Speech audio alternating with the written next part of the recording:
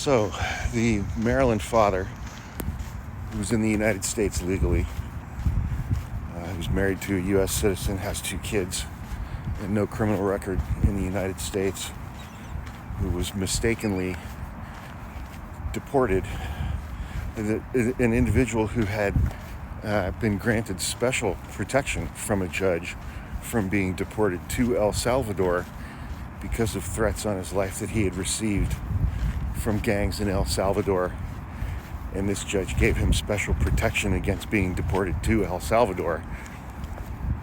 And so ICE and the Trump administration deported him not just to El Salvador, but deported him to El Salvador and had him put in one of the worst prisons on the planet that's full of members of the gang who had threatened to kill him before he originally left El Salvador for the United States. The government admitted that was a mistake. The government admitted in court and in pleadings that he should not have been included in those flights to El Salvador. They admitted that they got this one wrong. And instead of correcting that mistake, they're fighting to keep him there in El Salvador in that prison. A judge ordered the administration to return this man to the United States by midnight last night. I'm recording this Tuesday morning. And the administration refused.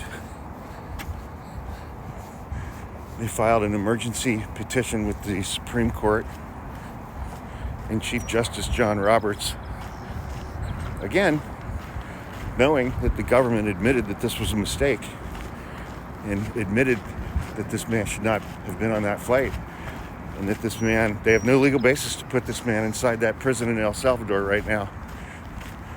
Chief Justice Roberts vacated the lower court order ordering the government to bring that man back to the United States to be with his family. So it's like my big kind of last concern was going to be whether or not this administration was going to obey court orders. Why do they need to when they have John Roberts, who will just reverse and vacate those court orders for the administration when the administration has admitted they got this one wrong, that they can fix this? They would just prefer not to. And the Chief Justice of the United States Supreme Court was like, sounds good to me. And so this guy still sits in that prison, if he's still alive. He's been there for over a month. I mean, I hate to say that, but I'd be shocked if he's even still alive. They put him in a prison full of gang members who had been threatening to kill him before he came to the United States over a decade ago. And he came legally. So why do you need to disobey lower court orders when you've got this Supreme Court? Crazy.